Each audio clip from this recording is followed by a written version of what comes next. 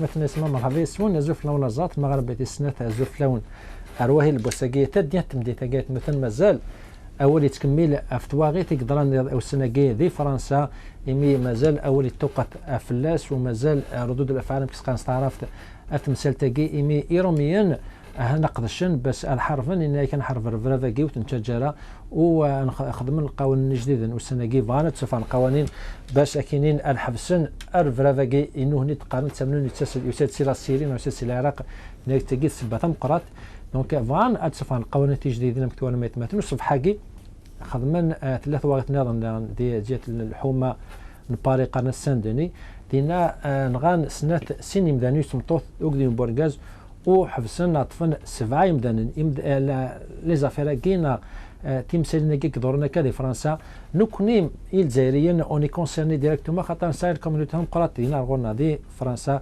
كثر 6 مليون يمسل من كلان دي فرنسا وقد يقولي تحوزتان تمثل تاكي سيني فيردان احرج مزورو خاطر لي زاتونطاكي تفريقه لا يمدان تفريقه البومبا ما تطرق امس المديمه اكرات ديمت اهود ديمت يعني وتفريقه راه في ديانا ودي الجهه النظاميه مسلمه ثاني وقادنا نفطر واحد نسن سي لاغريسيون ما لازم هذا دي ننسي ليكسام دروات لا وقال يتسمنون كم كوا الشوا اللي قلنا دي فرنسا دي فارانين هني ديبون تلقيت مثلا فغاد نغالط مسل تاكي انسيي انفهم اشو لي الواقيت جديدين اللي بغينا نخمن وثاني اشو لي زيفي في لا كوميونيتي مسلمان واللي قوانين كيف غادي يخدم فرنسوا هولوند وكذا تجمع تيساس تسجل الحق تسجل لا سوليسيون باش الحبسنا رفرافاكي ناغم كتسول نوايا لا سوليسيون مقرط لا سوليسيون اللي قد تسول هذا كان لي ماش مقرط وماشي كان اللي الغواياكي خاطر الا قد تفغض ارفر الحدود تمثل تقيل الرفراف تفدارا ايضا اللي كان يوني لقد يوث السباينس مع لي كوزينس سي لا راسينات مثلا الفرحه مقرانه ساكين ساوت مثلا ليلى غيري تاكي تجورناليست تنغمس دي يورونيوس دي فرنسا سلو فرحه مقال سنو كنا ميرسي بوكو d'être avec nous madame Leila. Bonsoir à tous les téléspectateurs, téléspectatrices. Merci. Madame Leila, vous étiez en France pendant les événements le vendredi passé. Les événements de vendredi passé. Oui, vendredi passé. Donc, si vous pouvez nous mettre dans l'atmosphère, comment vous avez vécu, vous, ou la communauté musulmane en général, ces événements terribles, puisqu'il y a eu plus de 132 morts. En fait, moi je vais vous raconter le vendredi soir parce que en fait ça se propageait, c'était dans la rue le samedi matin, mais en fait je vais vous raconter mon histoire moi autant que quelqu'un qui vit en France le soir même en fait quand on regarde la télé comme ça, on regarde un match de football et hop d'un coup on voit édition spéciale. J'étais sûre qu'il y avait quelque chose. Édition spéciale à 22h, c'est pas l'heure des infos, c'est pas normal. Et quand on voit voilà, il y a des morts. Il y a des explosions, il y a des personnes décédées dans un café, dans la rue, dans un théâtre et tout. Je dis c'est choquant. Pour moi, j'étais choquée, je regardais, mais je ne comprenais pas trop ce qui se passe en fait. Mais maintenant que tout le monde sait qu'est-ce qui s'est passé, même ils ont peut-être identifié même ceux qui ont les responsables de ces attentats avec des noms musulmans, hein, ils ont dit même quelques noms, mais la plupart sont des Français. Pensez-vous qu'il y a cet amalgame? Est-ce qu'il existe un amalgame entre les actes terroristes, ces actes on peut pas les décrire autrement que ces actes terroristes, ces actes barbares, et l'islam? Est-ce qu'il y a cet amalgame en France en ce moment? Le jour d'aujourd'hui, ce qu'on est en train de vivre ou ce qui se passe généralement en Europe, quand on entend quelque chose, en fait, un acte de terrorisme ou un acte de quel que soit et tout, s'il y a un non-musulman, c'est sûr. C'est sûr. Moi, personnellement, j'ai dit, en fait, en regardant les infos le vendredi soir, je dis, j'espère qu'il n'y a pas un non-arabe aux musulmans. On savait très bien, on s'attendait en fait que ça soit le cas en fait. Mais le jour d'aujourd'hui, c'est une réalité qui existe. Mais est-ce que vous, les musulmans, est-ce que vous avez peur? Est-ce qu'il y a une peur chez vous? Est-ce que vous avez peur pour le lendemain? Est-ce qu'il y a beaucoup de femmes qui ont peur de sortir? Bien sûr, moi par exemple, je vous dis clairement, les événements, c'était vendredi soir, le samedi il y avait des manifestations, le dimanche on avait peur de partir ni au marché, ni dans un centre commercial, on avait peur. Moi personnellement j'avais peur, parce que le jour d'aujourd'hui, on sait très bien que tu es en train de marcher dans la rue, tout est possible. Tu peux tu peux rentrer chez toi, comme ça peut être le contraire. Mais est-ce que Est-ce qu'il y a eu des exemples? Est-ce que tu as vécu, vous avez entendu qu'il y avait des agressions? Non, en fait, le samedi matin, par exemple, il y avait une manifestation, en fait. Sur l'île? Sur l'île, voilà. Moi, je raconte sur l'île, il y avait une manifestation. Il y avait des gens de l'extrême droite, en fait, qui sont sortis aussi. Ça a failli, en fait, partir loin s'il y avait pas l'intervention de la police, en fait. Pour séparer les deux parties. Justement, l'extrême droite, pensez-vous que ça fait l'affaire de l'extrême droite? Bien sûr, le jour d'aujourd'hui, les événements, ce qui se passe en France, ça arrange plus l'extrême droite qu'autre chose. L'extrême droite, parce que le jour d'aujourd'hui, en fait, les citoyens, les Français, ils ont essayé plusieurs politiques. Ils ont essayé la droite, ça n'a pas marché. Le jour d'aujourd'hui, en fait, ils vivent avec tout ce qui est socialiste. Ils voient que, voilà, François Hollande, il part à un échec total dans tous les sens, surtout là, le jour d'aujourd'hui, avec la crise économique, les Français, ils souffrent. Ça veut dire peut-être le jour d'aujourd'hui, ils voient l'ouverture ou l'issue, c'est l'extrême droite. Ils ont dit, le jour d'aujourd'hui, ils voient qu'ils ne vont rien perdre. Ça veut dire, et là, l'extrême droite, elle joue sur ce fil. Elle joue sur le fil de le chômage. Le chômage, le tout, comme quoi il y a les étrangers qui sont... C'est la faute des étrangers. Voilà, la faute des étrangers, parce que le jour du jeu, c'est eux qui profitent du système, c'est eux qui vivent avec le chômage, vous, ils vivent avec votre argent. Mais d'un autre côté, aussi, les musulmans là-bas, peut-être la communauté musulmane en France, ou arabe, ou plutôt maghrébine, Maroc, Tunisie et algérien, peut-être entre vous, il n'y a pas une cohésion, il n'y a pas solidarité, oui, c'est ça en fait. Parce que je vais vous dire la phrase en arabe. Si c'est le jour d'aujourd'hui, c'est Farir Tassoud. Enfin, c'est ça en fait la politique. Mais Farir Tassoud, Farir Tassoud, si elle vient de l'extérieur, mais chez vous, si non, dans la communauté mais qui a un nous, problème. déjà, comment nous, entre nous, autant que musulmans, algériens, tunisiens, marocains, musulmans en général, on ne se respecte pas entre nous. On ne s'entend pas entre nous. Ça veut dire, toutes les personnes qui vont rentrer à l'intérieur, c'est très facile de diviser en fait. C'est ça en fait qui est facile. C'est que le jour d'aujourd'hui, quand on voit l'amalgame en fait dans les mosquées, comme quoi là moi je vais dans cette mosquée parce que c'est un imam algérien ou là c'est un imam marocain, c'est voilà, c'est normal. Le jour d'aujourd'hui, nous on n'est pas unis entre nous. Comment tu veux que les gens ou le français ou d'autres religions ils vont nous respecter? Ils savent très bien que c'est facile de nous séparer. Mais comment on peut expliquer que ces attentats, la plupart, ou tous les attentats qui se passent en France, c'est des non-musulmans, c'est des non-arabes? Mais c'est logique, c'est logique. Les personnes là qui sont en train de faire ça... Ils sont manipulés ou ils sont... Non, mais bien sûr, ils sont manipulés parce que le jour d'aujourd'hui, les gens, en fait, les médias, elles jouent un grand rôle. Dans tous les sens, soit les médias qui pour ou les médias qui contre. Mais malheureusement, on vit en Europe, il y a les médias plus que contre que pour. Contre quoi? En fait, tout ce qui se passe, par exemple, la Syrie et tout, ils ne reflètent pas la vérité. En Palestine, en Irak, ou tout ce que vous voulez, ils ne reflètent pas la vérité, ce qui se passe. Ils montrent aux gens ce qu'ils veulent, eux. Que les gens, le message qu'ils veulent, eux, transmettre. Donc, vous voulez dire que ces actes, c'est des gens désespérés, non pas... Exactement. Ou peut-être... Désespérés, en fait. Peut-être là, par solidarité par rapport aux enfants, ou ce qui se passe en Syrie, ou ce qui se passe en Irak, ou en même temps. Mais ça ne justifie pas quand même de... Bien sûr que ça justifie. Je ne dis pas que ça justifie les choses, oui. Mais les gens, là, ils n'ont pas une culture, quelque part. Ils disent qu'ils sont musulmans, mais ils ne savent pas c'est quoi l'islam. Ça veut dire que c'est très très facile de jouer avec leur cerveau en fait, de les manipuler mais très facilement. Voilà, c'est pour ça le jour d'aujourd'hui, quand on rencontre quelqu'un qui a quelque chose, ou il a une certaine culture et tout, c'est difficile de le convaincre. Mais quand on trouve des gens ils sont désespérés à la base, dans tout, économie, chômage et tout, c'est facile en fait de jouer avec leur cerveau et de les manipuler, de dire vas-y, on y va en Syrie, en Irak et tout, voilà. Pour servir une cause. Merci Madame Leila, vous restez avec nous. Il y a فرحان قرنصاق مثلا سفيان جلالي وقيدة مدبرون وكيف الجيل الجديد في الجزائر. أستاذ سفيان جلالي, السلام عليكم, merci beaucoup d'être avec nous. Azoul, salam, marhaba. Azoul, c'est Sofiane. D'abord, peut-être une réaction de votre parti par rapport à ce qui se passe en France? Écoutez, c'est une réaction d'abord humaine. Il y a eu énormément de victimes innocentes qui se sont vues emportées dans cet acte terroriste, que bien entendu, tout être humain doit absolument condamner. Donc il n'y a pas de doute là-dessus. Le monde est rentré dans une phase extrêmement dangereuse. on voit qu'il n'y a plus aucun pays qui puisse être à l'abri. C'était les États-Unis, c'est l'Europe aussi, cette fois-ci c'est Paris. Mais en fin de compte, ce n'est que des répliques par rapport à ce qui se passe dans le cœur de ces troubles, c'est le Moyen-Orient, le Proche et Moyen-Orient, jusqu'en Afghanistan, mais ce que vit aujourd'hui l'Irak, la Syrie, le Yémen, la Palestine, bien sûr, peut-être en premier, la Libye, tous ces pays dans lesquels le terrorisme et les contradictions ont été nourris par trop de forces étrangères qui ont joué sur leurs intérêts en oubliant l'intérêt de ces peuples.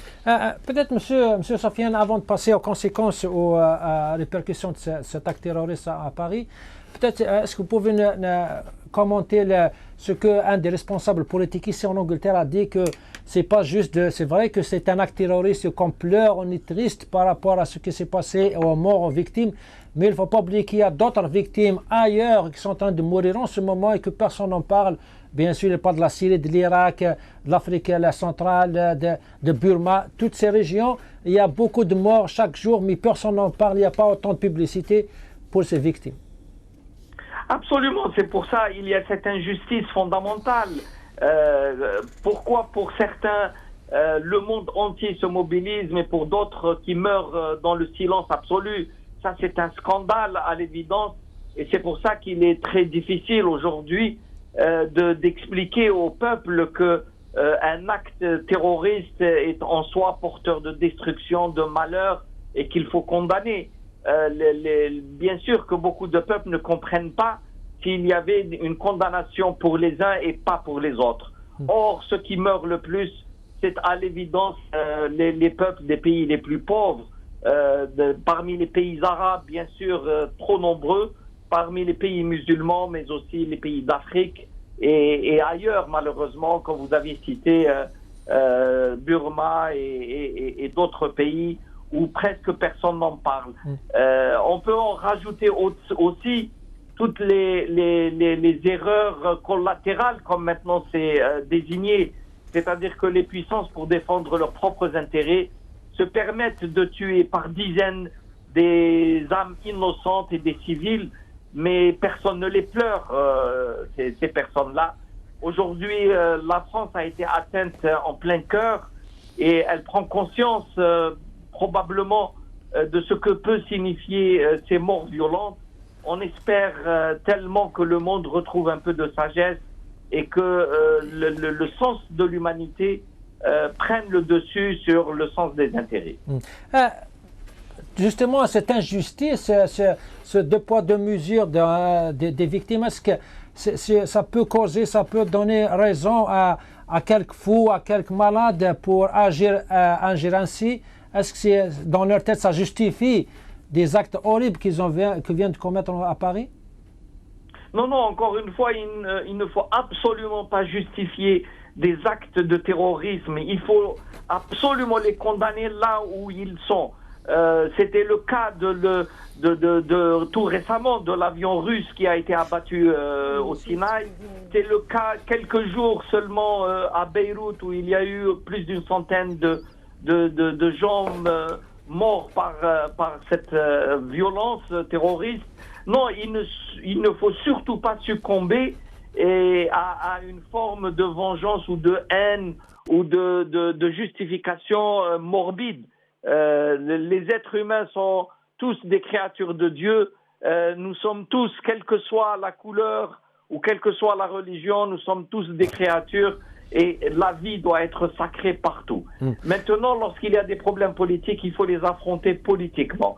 À l'évidence, le monde est injuste. À l'évidence, le monde, il y a celui des riches et celui des pauvres. À l'évidence, il y a le monde des puissants et le monde des faibles.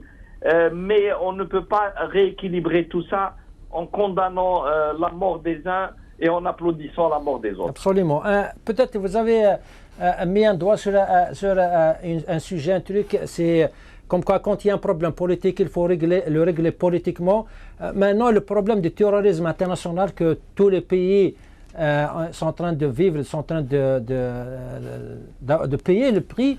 est-ce qu'avec les décisions des autorités françaises, à leur tête, M. François Hollande, il a décidé de changer la Constitution, on vient de la fermer, il a changé le visa Schengen, il a annulé le visa Schengen, il a remis le contrôle aux frontières. Pensez-vous que ces solutions, c'est que beaucoup la peur comme des solutions tout sécuritaires, est-ce que c'est des solutions qui peuvent, est-ce que c'est ça la solution à cette crise internationale? Non, à l'évidence, ce ne sont pas des solutions définitives. Vous savez, comme quelqu'un qui est malade, on veut lutter contre le symptôme, mais on oublie l'origine du mal. L'origine du mal est ailleurs. L'origine du mal est dans ce déséquilibre du monde, dans cette mondialisation effrénée qui a entraîné la paupérisation de trop nombreuses populations.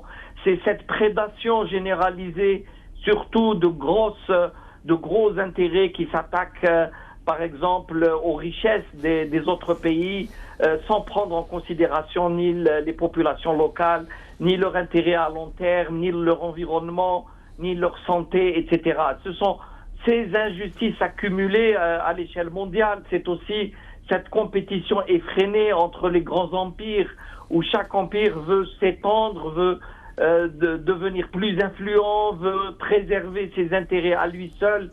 C'est ce monde égoïste qui, lui, entraîne ces dysfonctionnements dans le monde. Quand on parle de terrorisme, en ce moment, peut-être on parle de connaissance de cause, puisqu'on a vécu pendant plusieurs années un terrorisme aveugle chez nous en Algérie. Et il y a toujours ce discours, il y a le discours éradicateur. Hein. Pour eux, la solution de sécurité, c'est la solution qu'il faut appliquer en Algérie. On a passé par ce chemin. On sait qu'il y a un autre discours comme quoi, quand il y a un problème politique, il faut régler politiquement, comme vous avez dit. Est-ce qu'en France, c'est quoi exactement, si vous pouvez nous expliquer les causes réelles de ce terrorisme? Comment on peut expliquer que des Français, vu qu'en France, nés en France, peuvent se faire exploser en plein rue, dans un marché? C'est quoi les causes qui peuvent pousser des jeunes personnes à faire des actes pareils? Écoutez, moi je ne suis pas un analyste spécialisé dans les problèmes de la France, mais tout le monde peut savoir très vite que d'abord il y a des franges de la population en France qui est marginalisée. C'est les quartiers autour des grandes villes, c'est les grandes cités dans lesquelles les plus pauvres, les plus malchanceux se retrouvent. Mais il y a aussi, bien sûr, une différence d'origine ethnique. Il ne faut pas se cacher la vérité. Toutes ces zones suburbaines sont occupées par des populations d'origine émigrée qui n'ont pas la même chance que les autres, qui ont un autre mode de vie et qui n'ont pas été assimilés. Ni l'intégration, ni l'assimilation, ni la fraternité, ni la justice n'ont été appliquées. Et ces populations, certaines sont à la limite du désespoir, de la désespérance. Ils savent qu'ils sont ni totalement algériens, ni totalement maghrébins, ni totalement français. Il y a un problème identitaire derrière, il y a un problème de sécurité. Mais tous ces problèmes-là s'accumulent. Il serait peut-être trop long d'aller expliquer tous les détails. Mais à l'évidence, la France, entre le déclin économique, ses problèmes et ses difficultés budgétaires, l'affaiblissement de l'industrie, c'est lié aussi à la mondialisation. Tout cela fait que des marges importantes sont perdues et que des populations se retrouvent comme ça repoussées à l'extrême. Alors ça, c'est un terreau, c'est l'humus sur lequel vont se développer ce type de réaction. Il ne faut jamais oublier, l'Algérie a vécu cette expérience. On a vécu ces transformations dans les années 90 où il y a eu une réaction extrêmement violente de certaines parties de la population. Et tout cela est un mélange entre l'identité, entre la religion mal comprise, entre une révolte contre un système peu démocratique, etc. Et on s'aperçoit qu'en France, finalement, la démocratie est faite pour ceux qui sont intégrés, mais ceux qui sont exclus ne vivent pas la démocratie et peut-être même pas l'état de droit. Et c'est tout cela qui crée ces tensions différentes. Rajoutez à cela la politique étrangère de la France. La France est impliquée dans des conflits à la périphérie, essentiellement maintenant en Syrie, mais aussi en Libye, mais aussi au Mali. Et toutes ces populations ont des représentants sur le territoire français. Alors tout cela, ça fait beaucoup. Ces injustices qui s'accumulent parfois depuis 1948 pour le cas palestinien. Tout cela fait que tôt ou tard, il y a des extrémismes qui émergent. Justement, monsieur Djilali, vous avez parlé de la politique extérieure. Comment on peut expliquer que ces puissances, depuis toujours, depuis un bon moment, on les voit, ils soutiennent des dictatures, ils ont soutenu des dictatures un peu partout dans le monde. Et maintenant que ces dictatures ont provoqué des exodes de leur population, ils ont provoqué des guerres, peut-être ils disent que ce soutien, maintenant ils payent pour leur soutien. Comment on peut expliquer que ces gens, pour eux, ils veulent la démocratie, mais pour d'autres pays, ils soutiennent les dictatures malgré qu'ils sont contre la démocratie, que eux n'arrêtent pas d'en parler dans leur discours. Écoutez, il y a pour beaucoup de peuples qui sont, disons, avancés dans la démocratie, dans l'état de droit, il y a tout de même un sentiment chez eux, comme quoi, au moins chez leur gouvernement, en tout cas chez leurs gouvernants, que les autres peuples ne sont pas tout à fait égaux. Comme le disait un célèbre auteur, nous sommes égaux, mais pas tout à fait. Finalement, vous savez, les peuples qui sont restés sous des régimes autoritaristes, tyranniques, à l'image de ce qu'on voit en Algérie, pour ne pas avoir à citer des pays autres, on commence par chez nous.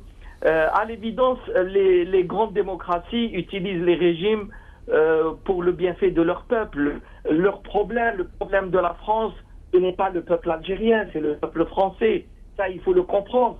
C'est aux Algériens de se défendre. Alors, tant que les Algériens acceptent un régime malade comme le régime algérien, vous savez, les Français, les Italiens, les Américains, les Anglais vont coopérer avec le régime, ils vont le soutenir. Donc, ils ont à gagner avec lui. Donc, le gros problème est chez nous. C'est nous qui devons changer les choses pour se faire respecter par cette démocratie. Il faut devenir un état de droit et une vraie démocratie pour pouvoir se défendre clairement. Absolument. Monsieur Safwan Djilali, قسلوان وكفر الجيل الجديد، شكرا، يعطيك الصحة مثلا وبارك الله فيك. بارك الله. شكرا، يعطيك الصحة. Je reviens à vous, Madame Leïla.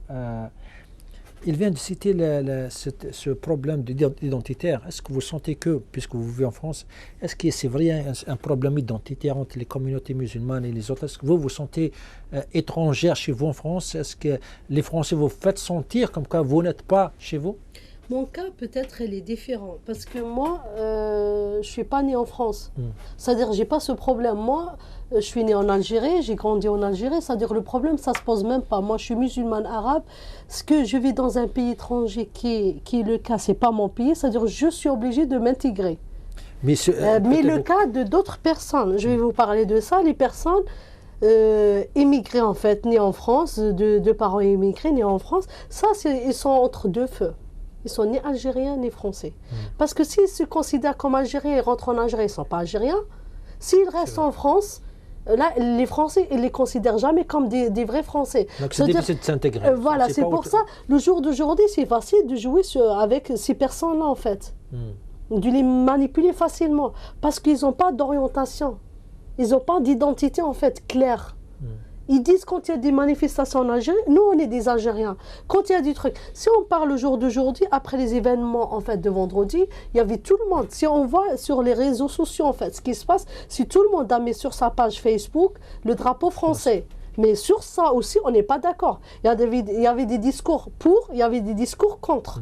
C'est-à-dire si on voit ça, déjà on va on n'a pas en fait ces personnes-là, ils n'ont pas une identité bien claire. Ça veut dire les événements là, il faut attendre à plus que ça en fait. En fait, ça va se passer pire que ça en fait dans l'avenir. La France aujourd'hui, elle est affrontée à un grand problème. C'est vrai, le problème, c'est pas que le terrorisme, parce que la France aujourd'hui, elle est en train de récolter, c'est par rapport à sa politique de l'extérieur. Justement, la politique extérieure, peut-être nous, en dehors de la France, puisque c'est la plus grande communauté musulmane en France, est-ce que c'est ce qui se passe en Syrie, est-ce qui se passe en Irak, ce qui se passe en Afrique centrale, est-ce que ça vous affecte, ça affecte la communauté musulmane plus qu'on l'imagine? Bien sûr, parce que les musulmans là-bas se sentent vraiment concernés parce que ce qui se passe ailleurs, c'est ce qui fait que beaucoup de Français... Regardez, le jour d'aujourd'hui, en fait, les explosions de Paris, ça fait quoi? Ça a bougé le monde entier, on est d'accord. Mais dans la même semaine, il y avait la même bombe. C'est le même groupe de Daesh qui a fait exploser une bombe. Il y avait plus de 40 morts au Liban. Il y avait plus de 200 blessés, mais il n'y a personne qui a parlé de ça.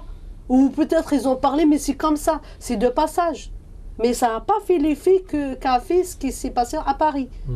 Voilà, on voit la différence. Par exemple, le jour d'aujourd'hui, quand il y a un Européen qui décède, en fait, ça fait amplifier les choses, mais quand il y en aura, parce qu'ils ont pris l'habitude, des personnes qui se décèdent... C'est pas la même valeur. C'est pas la même valeur. Moi, j'ai lu sur Facebook aussi, il y avait un Africain, mais je ne me rappelle pas exactement le pays, je n'ai pas envie de dire une connerie, il y avait le même jour, il y avait 250 étudiants africains. Au Kenya, exactement. Enfin, j'ai vu le commentaire d'un Africain qui disait, voilà, ça, c'est des êtres humains, et ça, c'est des chiens. On voit à peu près la différence. Ça veut dire le jour d'aujourd'hui, en fait, le monde a changé politiquement. Ces jours-là, c'est jouer sur les cerveaux des personnes qui, en fait, ils sont diminués économiquement, ils n'ont pas de travail, ils vivent dans le chômage, en fait, ils sont écartés de la société et tout. C'est pour ça, en fait, les événements et là, c'est un résultat de plein de choses. Le jour d'aujourd'hui, la France, elle a décidé de, comme vous avez dit tout à l'heure, de fermer ses frontières et passer la loi. Est-ce que ça, c'est possible? Peut-être elle va réussir à passer la loi, c'est pas un problème ça. Mais le jour d'aujourd'hui, est-ce qu'elle va réussir à résoudre le problème? Exactement. Est-ce que c'est juste passer une loi? Le jour où ils ont passé la loi de hijab, la laïcité ici, tout ça en France. Mais le jour d'aujourd'hui, il y avait pas mal de choses. Des personnes, ils n'ont pas accepté la chose. La France, elle a exigé des amendes quand on passe dans les administrations, les trucs officiels et tout. Tu n'as pas le droit de rentrer avec le hijab. Mais ils rentraient, les gens, ils prenaient des amendes. Ils s'en foutaient parce que pour eux, c'est une conviction, ils ne vont pas la changer d'un jour à l'autre. C'est pas la solution. Voilà, exactement. Le politicien que vous avez parlé tout à l'heure, l'anglais, là, il dit que voilà, il faut regarder les gens qui décèdent aussi ailleurs, mais il ne faut pas que ça soit que des discours. Il faut réagir aussi sur ça, en fait. Tout à fait. vous restez avec nous, Madame Leila. On a Farham Qansag, Madame Hassan Neto Amara, وقدرنا نغمس الكوري d'Algérie سي الجزائر سي حسن الزفلك. الو حسن Neto Amara الزفلك هيك مثلا. الو اتصل ذا سي حسن. الزفلك. اتصل ذاك. الو وي اتصل هاي. اسير حسن زراك وسنه قلت لا دي فرنسا تحضروا ذا لي زيفينمون لو كان تفهموا ذا امك تعيش هذا لي مومون اسك يا في بانيك جينيرال اسك توقع افطر وحدك دينا الوقتني. La Réunion, Paris,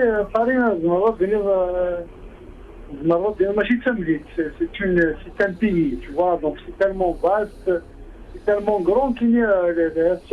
La Réunion, j'étais à Bastille. Bastille, c'est pas loin de Bataclan. Donc on regardait, on était entre amis, on regardait le match. Donc le match de Flanicron, donc il n'y avait pas la bombe d'annonce, soit dans le technique qui ont bouclé ça d'un gigrande et tout. Donc à un moment donné, un ami reçoit un appel comme dire que les ordinateurs, une prise d'otage à Bataclan, ils sont là, il y a 30 morts. Apparemment, il y a une prise d'otage dans le Bataclan, mais c'est pas possible. Il y a une prise d'otage avec 40 morts. Oh, c'est pas possible. Pour moi, je n'arrive pas à réaliser que c'est vrai.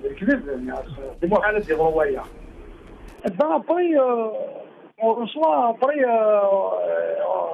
il y avait, on regardait les chaînes de télé qui donnaient les infos pour annoncer une série d'attentats, pas uniquement à Bataclan.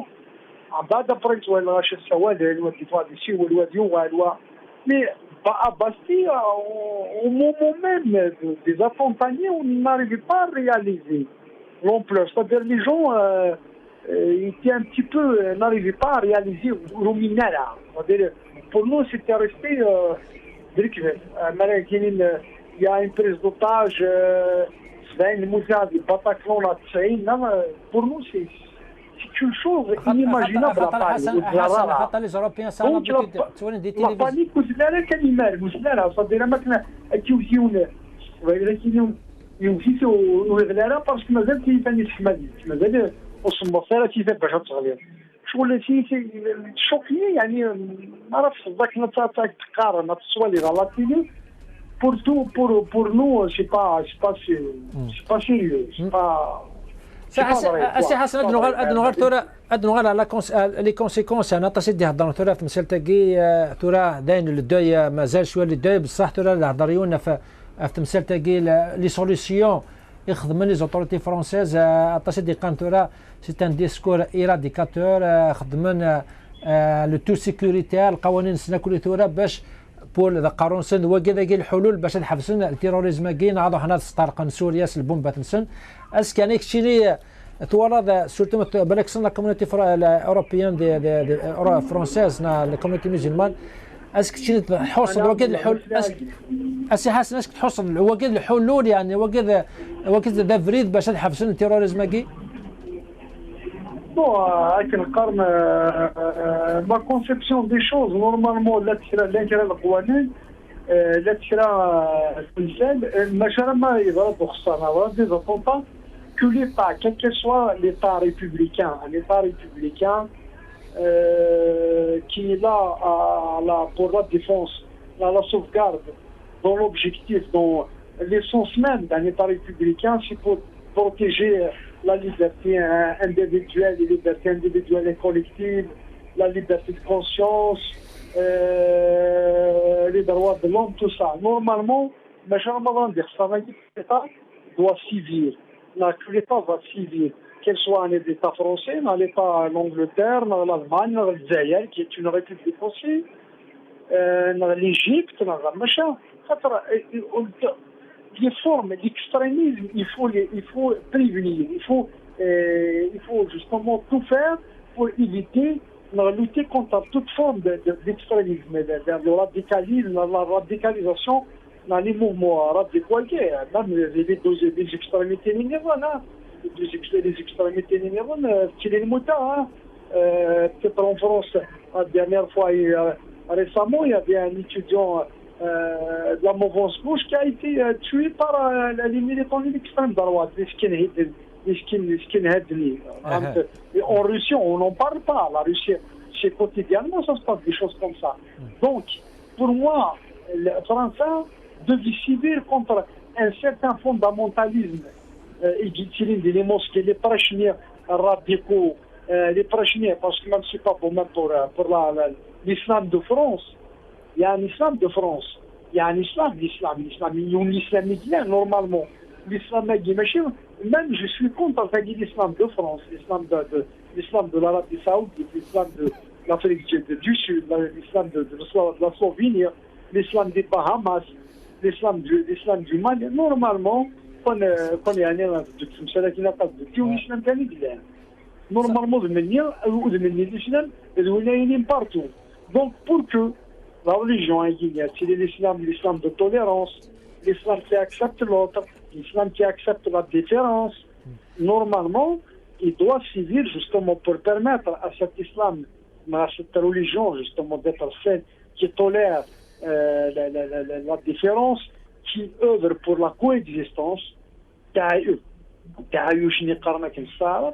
Normalement l'État doit civil. اسي حسن اتشرط الضرائب وقد في قرن يعني وقال الديسكور كيهان نولا لو ريزولتا ناس يعني كلاق الاسلام هذه التعايش لاق الاسلام نولا الفري فيزاج الاسلام بصح نولي ثورة لا اشك ضرون الدونيتا التيروريزم نقلنا كل نقص الالاف العشرات المدانا ادنو غالا تمثال تاكي يعني لي كوز يعني كيدو سال التيروريزم كي انت صديقان يعني ثورة سنه كاع هضرنا في لي ريفوجي هناك سي دي ميليون دو ريفوجي دي تاسن سي لا سيري سي العراق الا قنا غلق الحدود الفو لي ريفولي الفو باس نجنا ديك الشمال بصح سي الجنرال كاينين شي سبه نعم سليم سي الجنرال كاينين لي ريفوجي كاع شنو ديبونا لوروب لو كان ماشي لوروب يقول هذا يسترق هذا اخر من البومبات ديالنا لو كان نو با سيبورتي سيزيك بشار الاسد قلنا الشعبيس لو كان وكشمنا العراق تيلو تصاوضنا لي ريفوجي ارداكاس كانت شرطه ضرايق كشين بيان سور وديولا ماشي كان راي وجا ولو السيناريو نعلم مره هذه ضرب لي مزرعه نص خرب العشيشي وين دونك هذه نادي العشان دانيال من العشان دانيال دونك moi quand je dis ça je ne défends pas Kadhafi non plus Charles Assad et non plus Saddam Hussein je suis contre tous les terrains contre toutes les dictatures je ne soutiens personne aucun dictateur aucun régime tyrannique aucune tyrannie donc c'est-à-dire clair, il faut qu'on soit clair. Je ne défends pas Kadhafi, mais c'est pas moi qui que ce soit. Un tyran, c'est un tyran, un dictateur, c'est un dictateur. Mais, d'accord. On a fait des sondages de la Libye. Je me dis, je me dis, Kadhafi. Allah, j'en suis sûr que 99% va l'emporter. l'Irak pareil, la Syrie pareil. Donc, Rohan, l'Occident, qui est venu pour semer les guerres. On a tous vu ce qui s'est passé en Libye. Au bout de quelques semaines, l'OTAN pélonnier par les avions, l'OTAN doit pélonnier le ciel libyen pour, entre guillemets, sauvegarder, protéger les populations de Benghazi. Sur l'avenir, l'objectif était de protéger l'objectif au tout début, c'était de protéger les populations à Benghazi. Par la fin, c'était pour protéger les populations d'un massacre, des représailles du régime Kadhafi. Donc, il y a un mensonge. Aucun pays. Alors là, on est en Irak. L'Irak en 2003, c'est une violation du droit international. Sauf, en 2003, la France a fait usage de son droit de veto, du Conseil de sécurité. La Russie, la Chine, l'Allemagne, Schröder était membre, l'Allemagne était membre non permanent du Conseil de sécurité. l'Europe, il y a un droit de veto, la résolution onusienne, vote américaine, l'Angleterre, Tony Blair. Tony Blair, il a animé. Alors, ماشي Tony Blair, Tony Blair, قلنا deux pays qui votaient, trois pays qui ont le droit de veto plus l'Allemagne. Et qui est George Bush qui est en bâton de guerre contre la résolution l'ONU, c'est-à-dire contre le droit international, contre la volonté du monde entier. Et il a semé la guerre, il était là, il est intervenu militairement, il a fait ce qu'il a fait, et ils ont capturé Saddam Hussein, ils l'ont livré à la justice irakienne. Tout le monde a connu le sort de Saddam Hussein après, et il a fait la jaquette petite Chine. Ils ont laissé, c'est-à-dire ils ont tué un État, du moins l'État existait. Quelle que soit sa forme dictature, là, mais il existait. Ils l'ont ruiné, ils ont laissé un Irak sans État, un Irak ruiné, en battant Daesh et l'État islamique. Il faut lutter contre, il faut trouver des solutions, il faut une coalition internationale, il faut ça. Donc, il me semble, c'était prémédité. Pour moi, c'était prémédité, c'était prévisible que nous serons dans la situation actuelle. Qui sème le vent récolte la tempête. Donc il me semble que le vent a été semé et là on récolte le résultat, la tempête. Voilà, des attentats partout. Après nous avions le truc de l'Espagne. Contre les rues arméniennes l'Angleterre pareil, France a été touchée, les États-Unis, pareil. Donc, c'est un monde terroriste. بخاطر شنو الانجليز واش كيبغي عندنا تعصب منيش وظنيش ترى سي حسن l'Algérie il subit pour la déstabilisation de la Libye l'Algérie qui partage avec ce pays et avec le Mali des milliers de kilomètres à linéaire de milliers de kilomètres terrestres c'est pas évident de survivre c'est pas facile c'est pas simple البلد دون البارك كنقام ماشي لا حوس ناخذ البارك تصدق انا سي حسن هاد نهضر في لا كوميونيتي كي يمثل من دي فرنسا تصدق ان تورا سان يحرش الخوف سان سين لو الخوف لي تيروريست كاين لي زاكتا تيروريست ثاني الخوف بوكا كي ليكستريم دروات كاين او كاين ايفرانيين اسك يعني تورا يمكن تقانا ولا كي شطرت الشيني اسك الخوف كي لا ولا وني سان سبا ناس جوستيفي الخوف نسن Non. Mais écoute, moi j'ai été pendant les attentats. Je suis rentré lundi, bon, j'ai pas senti ni à l'aéroport, ni à des paris, ni rien du tout. Bon, c'est vrai qu'après l'extrême droite, c'est une réalité. Ils sont là, ils existent, ils font leurs déclarations. C'est leur discours. Ils peuvent pas, en tous les cas, ils peuvent pas trouver autre chose à dire, par le critique du bénéfice. Ils n'ont pas un programme politique. L'extrême droite, c'est ça le programme politique. J'ai dit programme politique, l'extrême droite, c'est le problème identitaire, les questions identitaires, la question des religions, la question de la couleur de peau, ni programme politique, ni programme économique, ni quoi que ce soit. Les questions utilitaires, c'est la disparition. Ils existent grâce à cette question. Donc, si demain les questions utilitaires, nous savons que donc ils vivent de ça, c'est leur terrain de chasse. Donc, mais il me semble, des Français qui est aujourd'hui, j'ai pas senti qu'il y a le racisme, là, qui a ça, qui a un sentiment de peur, au contraire. On s'est vu entre Algériens, Maghrébins, nous n'avons pas le sentiment d'avoir des peurs, des représailles des Français par rapport à l'appartenance religieuse, raciale. Non, il me semble que les Français, quand même, ils ont compris cette fois-ci que parmi les victimes du Bataclan, si on cite que les victimes du Bataclan, je crois qu'il y a autant de noms arabes, maghrébins, arabes, que peut-être français ou occidentaux. Donc, les terroristes, ils n'ont pas cherché à parler des cartes d'identité des citoyens, des gens qui se trouvent dedans, dans le Bataclan.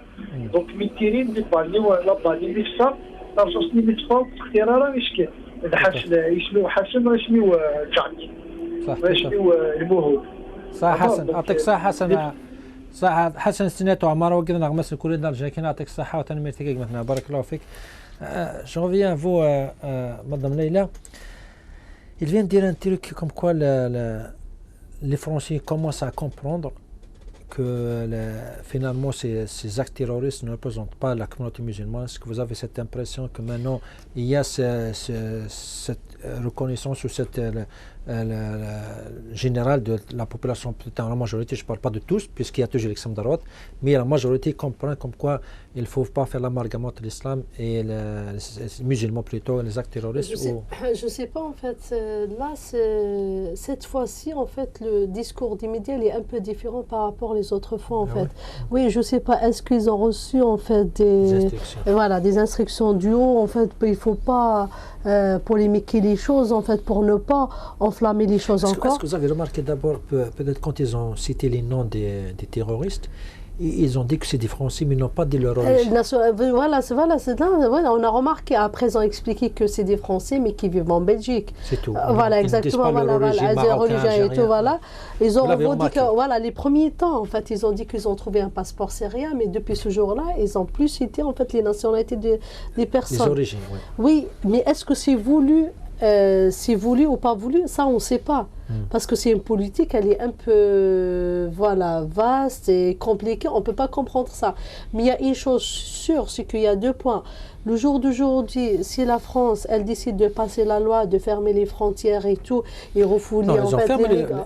Non, mais ça c'est momentanément. Est-ce qu'ils vont continuer à prendre cette décision ou c'est juste par rapport aux événements, ce qui se passe maintenant? On verra. Ça, on verra par la suite. Justement, puisqu'on parle de ces réfugiés, il y avait un bon les moment, migrants, il n'arrête pas de parler de ça, des réfugiés syriens, irakiens, afghans, qui arrivent par milliers. Des milliers par la Méditerranée. Par milliers. Pensez-vous que c'est une récolte? Les Européens sont en train de récolter ce qu'ils ont semé. Ils ont fait la pagaille dans leur pays. Je pense, oui, exactement. Parce que moi, en fait, ce qui m'a intrigué un petit peu, c'est en voyant les événements de vendredi à Paris, en fait, par rapport aux expositions, en fait, ce qui s'est passé et tout, samedi, je voyais que, en fait, la politique française, elle est contre Bachar el-Assad. On est d'accord. Elle a toujours soutenu l'opposition. Elle a demandé le départ de Bachar el-Assad. Voilà, exactement. Mais c'est que le jour d'aujourd'hui, elle ne reconnaît pas Bachar el-Assad autant que président actuel de la Syrie, on est d'accord. Mais c'est que le jour d'aujourd'hui, TF1 qui est considéré comme une chaîne étatique, le jour d'aujourd'hui, elle est partie interviewée pour la première fois depuis les événements de 2012. En fait, 2012, qui est, en fait, depuis l'exposition des événements en Syrie, ils sont partis interviewer Bachar el-Assad en tant que le président Shar'i, comme on dit, légal de la Syrie. C'est-à-dire, il faut que le jour d'aujourd'hui, la France, elle exprime clairement sa politique. Il ne faut pas qu'elle change. Le jour d'aujourd'hui, elle n'a pas de crédibilité. De toute façon, la chaîne TF1, je crois que c'est une chaîne privée, mais... La chaîne privée, mais non, oui. Je suis d'accord, c'est une chaîne privée, en fait, ce que connaît tout le monde. Mais peut-être elle est... elle est étatique, en fait, dans les dessous, elle est étatique. En revenant à Bachar el-Assad, même si vous avez dit que la France ou l'Occident ne reconnaissaient pas Bachar el-Assad avant ces événements, mais comment on peut justifier... Ça dépend pas tous, parce qu'il est soutenu par la Syrie quand même. La Syrie, la Russie et l'Iran, oui, je sais. Voilà, exactement. Mais comment il faut essayer de comprendre, parce que beaucoup de monde n'arrive pas à comprendre comment ça se fait que Saddam Hussein, plutôt le Kadhafi, ils ont tout fait pour le liquider. Ils l'ont liquidé. Ils ont envoyé leurs avions pour arrêter l'armée libyenne, l'armée Kadhafi. Mais pour Bachar el-Assad, ils l'ont laissé. Il est en train de massacrer son peuple avec des barils explosifs. Il est en train d'exploser un peu partout. Mais c'est là la point d'exclamation, parce qu'il est soutenu par l'Iran et la Russie. C'est deux grands, en fait, comment dirais-je, la Russie. Non, c'est 2 points, en fait. C'est 2 points, en fait, politiques à l'échelle mondiale. C'est-à-dire la Russie, les États-Unis. Aussi, il faut se poser la question. En fait, la question qui se pose, les États-Unis, depuis le temps, la Russie et les autres, en fait, les poids de la vie politique mondiale, s'ils voulaient éliminer Bachar el-Assad, est-ce qu'ils ne pouvaient pas, faire ça? S'ils voulaient, exactement, ça fait longtemps. Ça veut dire que ça les arrange, qu'ils restent ici dans la région. C'est pour ça que je vous dis vous dites que la France, elle n'a pas reconnu Bachar el-Assad, mais s'ils ont voulu l'effacer de la vie politique, ils auraient pu le faire, mais ils n'ont pas voulu. La France, la semaine passée, elle a envoyé un porte-avions en Syrie. Ce qui a donné... Mais ce n'est pas pour Bachar el-Assad, c'est pour Daesh. C'est un soutien pour Bachar el-Assad. Oui, mais avant... La France, Daesh, il a eu comment? Pas Daesh, mais l'opposition, ils ont eu comment les armes? Il faut se poser cette question aussi. Il y a beaucoup de questions à se poser. Voilà, oui, c'est pour ça. Daesh est en train de vendre le pétrole à qui? Beaucoup disent comme quoi il est en train de vendre son pétrole dans le marché noir aux pays européens. Ça veut dire qu'il y a le jour d'aujourd'hui, il y a des enjeux politiques, il y a des enjeux économiques, il y a plusieurs. Oui, ça veut dire, là, le jour d'aujourd'hui, on n'est que des citoyens simples, on ne peut pas rentrer dans le fond de la chose. Tant qu'il y a cet amalgame, ce 2 poids, d'un côté, ils disent comme quoi, nous, on va combattre Daesh, nous, on va combattre les dictateurs, on est une démocratie. Mais d'un autre côté, tu les vois, ils soutiennent des dictatures, ils soutiennent il y a beaucoup des Européens qui achètent le pétrole de Daesh. Il y a beaucoup des gens qui font le business, je ne sais pas quoi, avec l'Arabie Saoudite, que beaucoup disent que l'Arabie Saoudite est en train de soutenir Daesh. Mais tant qu'il y a cet amalgame, il y aura toujours ce terrorisme. On ne pourra pas trouver une solution. Qu'est-ce que vous en dites? Non, mais c'est que le jour d'aujourd'hui, le terrorisme, il existe. Il est là. Ça veut dire ils vont trouver plus tard, par la suite, je ne sais pas quand, et peut-être ils vont trouver une solution, mais pas une solution radicale, parce que ça va exister pour une longue période quand même. Mais le jour d'aujourd'hui, il y a deux perdants. Dans ce qu'on vit maintenant, il y a deux perdants. Il y a les réfugiés, en fait, les migrants. Les pauvres, ouais. Parce que s'ils ils vont être refoulés, c'est eux les perdants le jour d'aujourd'hui. Eux, ils fuient en fait la guerre dans leur pays. Ils se retrouvent dans autre chose. Ils vont mourir dans la Méditerranée en fait. Voilà. La deuxième des choses, c'est les citoyens en fait simples qui vivent en fait, c'est eux le perdant. C'est-à-dire, ils sortent pour passer une bonne soirée, ils se retrouvent en fait, comme c'est ce qui s'est passé au Bataclan, dans un resto. C'est-à-dire, là, on est affronté à ça tous les jours, à chaque moment. C'est-à-dire, on sort de chez nous. Là, généralement, ça se passait dans les pays où il y a la guerre, mais pas dans les pays où il y a la paix. C'est-à-dire, le jour d'aujourd'hui, nous, on a peur. Pas que les Français. Pensez-vous qu'avec ces attentats, les pays occidentaux vont changer de politique, ils vont essayer de comprendre? C'est des enjeux politiques. Je vais vous dire pourquoi. Là, cette situation, en général, en fait, elle va dans l'intérêt de l'extrême droite en France, si on parle de la France. Parce que le 6 décembre, il y a des élections. Ouais. Des élections régionales, ça veut dire le jour d'aujourd'hui, ça veut dire l'extrême droite, il est en train de jouer sur cette file-là pour attirer plus d'adhérents. Et c'est le cas, parce que l'extrême droite aujourd'hui, il a dit c'est moi la solution aujourd'hui. Au moment que le Parti socialiste, il est en train de patauger en fait. Entre deux, c'est qu'il y a un échec un petit peu économique, un échec politique, parce que sa politique, en fait... Maintenant, il y a un échec sécuritaire aussi. Sécuritaire, voilà, exactement. Ça dure le jour d'aujourd'hui. En fait, les citoyens français, ils en marrent, là, de cette situation. Ils ont dit, on a essayé la droite, ça n'a pas marché. On a essayé la gauche, ça n'a pas marché. Pourquoi pas l'extrême droite? Vous pensez que l'extrême droite, elle va profiter? Non, mais je ne pense pas, elles vont passer. Mais là, le jour d'aujourd'hui... Et en fait, ils ont gagné un grand terrain dans la vie politique en France. Hein. Ok, Madame Guiri Leila, journaliste à Euronews, merci beaucoup. Merci.